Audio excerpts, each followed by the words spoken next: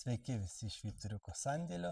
Kaip ir žadėjau, penktadienis atėjo, padarau vaikštynės futūro apžvalgą, todėl kad klientam ir pirkėjams jinai labai aktuali. Rinkoje praktiškai tokia tik viena vaikštynė šiai dienai yra labai lengvo svorio, vos 5 kg svorio vaikštynė, pagaminta iš anglies pluoštų. Iš klientų dar susilaukiu tokių klausimų, kaip būna supakuotos vaikštynės, kaip jas reikia susirinkti ir visa kita. Ateityje padarysiu tokius video, klauskit, prašykit, kurios vaikštynės norėtumėt video matyti surinkimų ir visa kita. O dabar parodysiu iš dėžės išimant būtent šitą vaikštynę, kaip jinai atrodo ir kiek reikia įdėti pastangų pradėti ją naudoti. Tai šita vaikštynė praktiškai yra surinkta, iš dėžės išimame ir praktiškai galim pradėti naudoti. Kaip įprastai, kitos vaikštynės yra daugiau reikalaujančios pastangų surinkimui vaikštynės. Tai vienintelis dalykas šitos futūro anglies pluošto vaikštynės yra, ką reikia, tai prisitvirtinti nugaros atramą.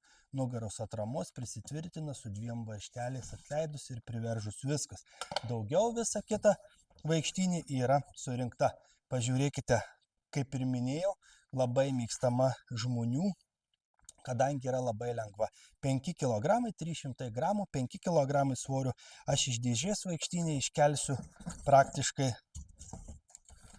keliais pirštais, ar ne? Va, iškėliau ir vaikštynė praktiškai paruošta naudojimui. Taip ir būna supakuota šita vaikštynė dėžėje, praktiškai paruošta naudojimui. Ištraukia iš dėžės ir rinkti daugiau nieko nereikia, apart šitos nugaros atlošo, kuris tvirtinasi 2 varžteliais. Viskas, vaikštynė patogiai būna surinkta ir jokių surinkimų daug nereikia. Susiskleidimas. Žmonės dažnai klausia, kaip susiskleidžia tos vaikštynės. Tai yra tiesiog ant sėdimos vietos kilputė, už kurios patraukiam ir vaikštynė susiskleidžia. Va kaip matot, 5 kg svorio.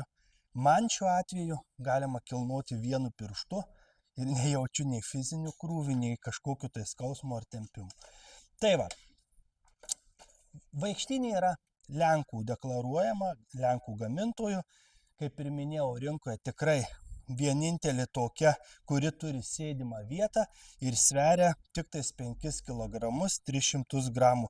Pagaminta iš anglies pluoštų, tikrai ypač lengva vaikštynė.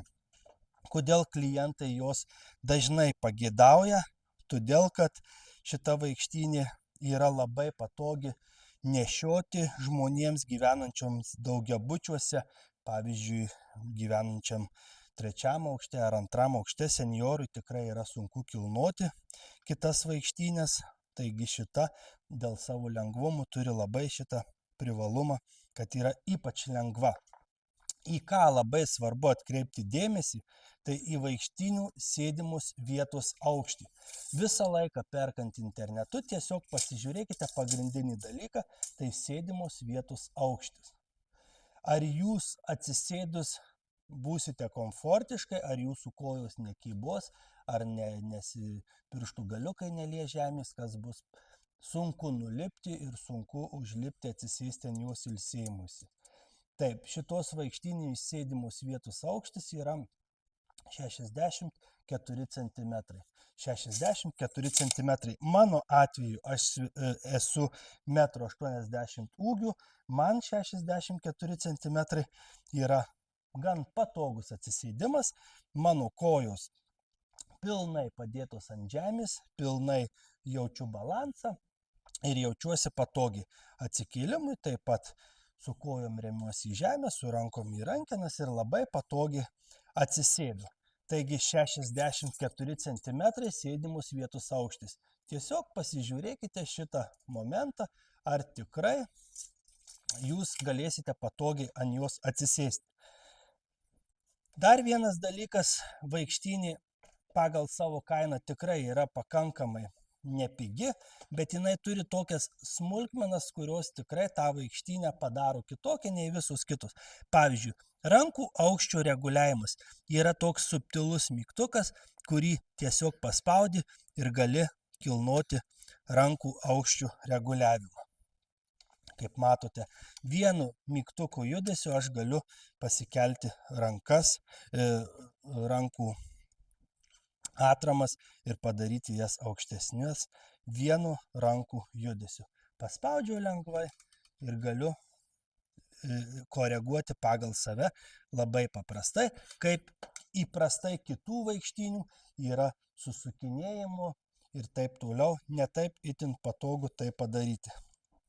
Ratukai pakankamai dideli, pravažumas tikrai ratukų yra neblogas, aš tikrai esu įsitikinęs, kad gali ir žolytė važiuoti su šitais ratukais, ratukai yra nepripučiami, todėl dažniausiai senjoram nebus problemų po žiemos, dėl ratukų įsileidimo ir ventilių problemų. Šita vaikštynė sukurta yra tikrai labai patogiam naudojimui, senjoram nepatiriant didelių kažkokių tai nesusipratimų naudojant ją.